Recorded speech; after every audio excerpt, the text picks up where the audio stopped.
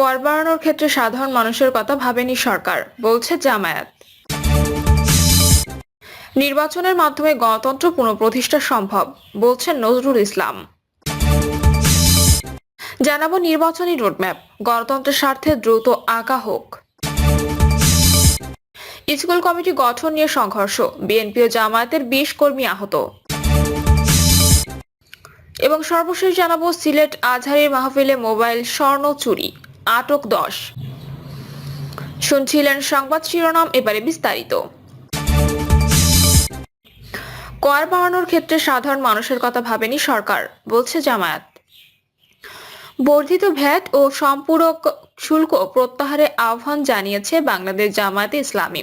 আজ দলটির secretary general অধ্যাপক মিয়া গোলাম পরর এক বিবৃতিতে এ দাবি জানান।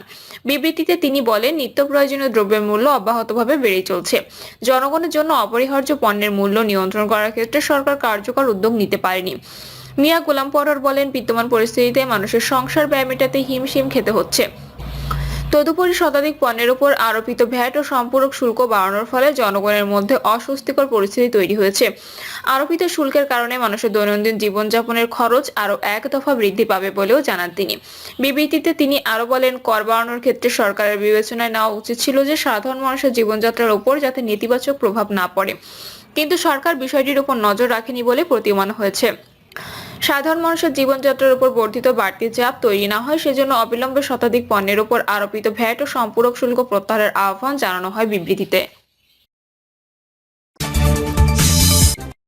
নির্বাচনের মাধ্যমে গণতন্ত্র পুনঃপ্রতিষ্ঠা সম্ভব, বলছেন নজরুল ইসলাম। জাতীয় সংসদ নির্বাচনের মাধ্যমে শুধু গণতন্ত্র পুনঃপ্রতিষ্ঠা সম্ভব বলে মন্তব্য করেছেন বিএনপির স্থায়ী কমিটির সদস্য নজরুল ইসলাম খান। নজরুল ইসলাম বলেন, গণতন্ত্র প্রতিষ্ঠার জন্য যে নির্বাচন ছিল সেই নির্বাচনের প্রক্রিয়া, প্রতিষ্ঠান এবং আইন কানুনও ধ্বংস করা হয়েছে। এখানে সংস্কার প্রয়োজন, যেসব সংস্কার প্রয়োজন সেগুলো দ্রুত করে জনগণের ভোটের অধিকার ফিরিয়ে দেওয়া উচিত। এক প্রশ্নের জবাবে তিনি বলেন, অবৈধ স্বৈরাচারী ফ্যাসিবাদের পতন হয়েছে।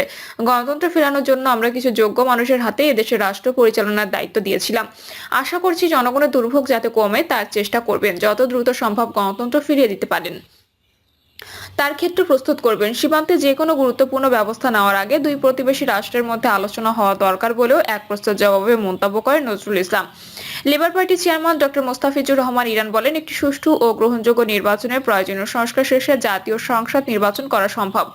আমরা আশা করব নির্বাচনের রোডম্যাপ অতি দ্রুত ঘোষণা করবেন। সংস্কার একটি নির্বাচিত সরকার এসে করবে। নির্বাচনের দাবিতে আমরা আগামী দিনে যার যার জায়গা থেকে বিভিন্ন কর্মসূচি ঘোষণা করব। নির্বাচনী রোডম্যাপ, গণতন্ত্রের স্বার্থে দ্রুত আঁকা হোক।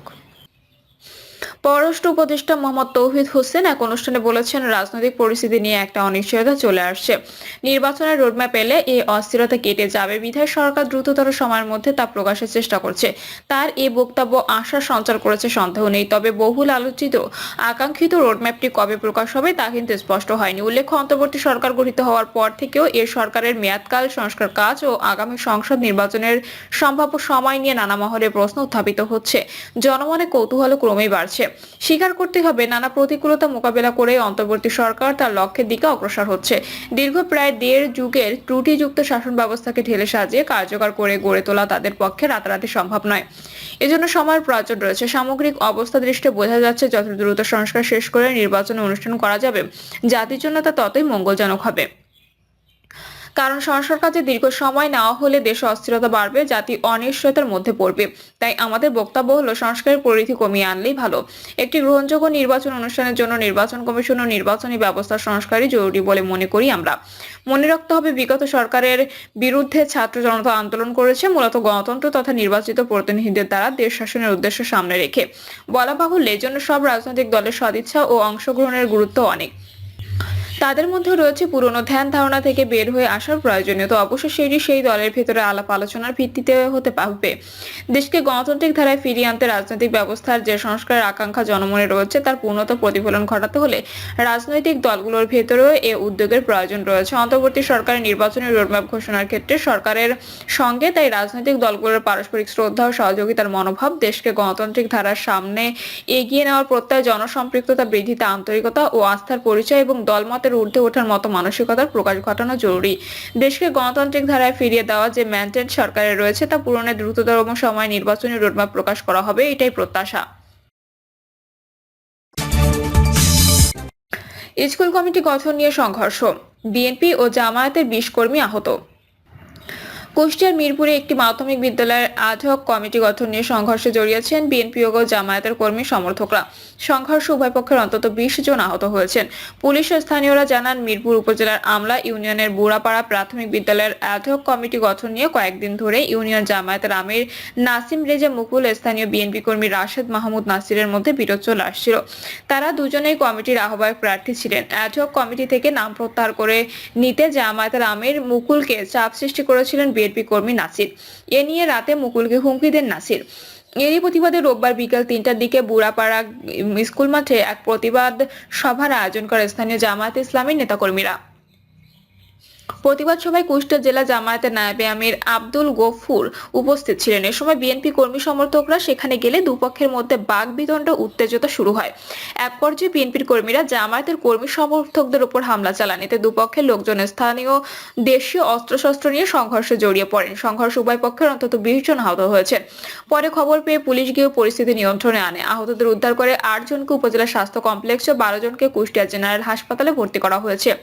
এদের মধ্যে 3 জনের অবস্থা আশঙ্কাজনক। কুষ্টিয়া জেলা জামায়াতের সেক্রেটারি সুজাউদ্দিন জোয়ারদার বলেন, বিদ্যালয়ের অ্যাডহক কমিটি জামায়াতের পক্ষ থেকে ইউনিয়ন জামায়াতের আমিরের নাম দেওয়া হয়েছিল, অথচ বিএনপি নেতা নাসির তাকে নাম তুলে নিতে হুমকি দিচ্ছিল। এরই প্রতিবাদে সমাবেশ করার সময় বিএনপি নেতাকর্মীরা হামলা চালান। হামলায় আমাদের অনেকে আহত হয়েছেন। মিরপুর উপজেলা বিএনপির আহ্বায়ক কমিটির সদস্য সচিব রহমত আলী রব্বান বলেন, নাসির একসময় ছাত্র দল নেতা ছিলেন, এখন তিনি বিএনপির কর্মী। তবে ঘটনাটি যেহেতু স্থানীয় দুপক্ষের, তাই এটা নিয়ে কিছু বলতে চাই না। কুষ্টিয়া জেনারেল হাসপাতালে আবাসিক চিকিৎসা কর্মকর্তা ডক্টর হাসান ইমাম বলেন, হাসপাতালে যারা চিকিৎসা নিচ্ছেন তাদের মধ্যে 3 জনের অবস্থা আশঙ্কাজনক। এদের মধ্যে একজন বৃদ্ধ গুরুতর, প্রত্যেকের মাথায় আঘাতপ্রাপ্ত। ঘটনার সত্যতা স্বীকার করে মিরপুর থানার ওসি মমিনুল ইসলাম জানান, একটি স্কুল ম্যানেজিং কমিটি নিয়ে দুপক্ষের মধ্যে সংঘর্ষের ঘটনা ঘটেছে। এতে উভয় পক্ষের অনেকে আহত হয়েছেন। বর্তমানে পরিস্থিতি নিয়ন্ত্রণে আছে। ঘটনাস্থলে অতিরিক্ত পুলিশ মোতায়েন করা হয়েছে। লিখিত অভিযোগ পেলে তদন্ত সাপেক্ষে দায়ীদের বিরুদ্ধে ব্যবস্থা নেওয়া হবে। সিলেট আজহারের মাহফিলে মোবাইল স্বর্ণ চুরি, আটক 10। সিলেটের এমসি কলেজ মাঠে ইসলামী বক্তা ডক্টর মিজানুর রহমান আজহারী তাফসিল মাহফিল থেকে অসংখ্য নারী পুরুষের মোবাইল ফোন ও স্বর্ণ খোয়া গেছে। এসব ঘটনায় সিলেট মেট্রোপলিটন পুলিশের শাহপরান থানায় 2টি মামলা ও 25টি সাধারণ ডায়েরি করা হয়েছে। এদিকে মোবাইল ও স্বর্ণ চুরির ঘটনায় এখনো পর্যন্ত 10 নারী পুরুষকে আটক করা হয়েছে। আটকদের মধ্যে রয়েছে 6 জন পুরুষ ও 4 জন নারী।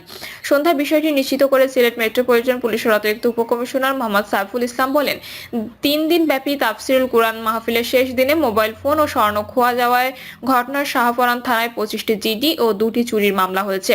রাতে আঞ্জুমানে খিদমতে কুরআন সিলেটে আয়োজিত তাফসিরুল কুরআন মাহফিলের শেষ দিনে তাফসির পেশ করেন জনপ্রিয় ইসলামী বক্তা ডক্টর মিজানুর রহমান আজহারী। তার তাফসির শুনতে মাহফিলে লাখ লাখ মানুষের সমাগম ঘটে। এদিকে মাহফিলে বিশৃঙ্খলার কারণে সংক্ষিপ্ত মোনাজাতের মাধ্যমে বক্তব্য শেষ করে চলে যান আজহারী। এতে আশাহত হয়েছেন তাফসির শুনতে আসা লাখ লাখ মানুষ। প্রিয় দর্শক, এই ছিল এখনকার সর্বশেষ সংবাদ। আপডেট সব সংবাদ পেতে চ্যানেলটি সাবস্ক্রাইব করে বেল আইকনটি ক্লিক করে রাখুন।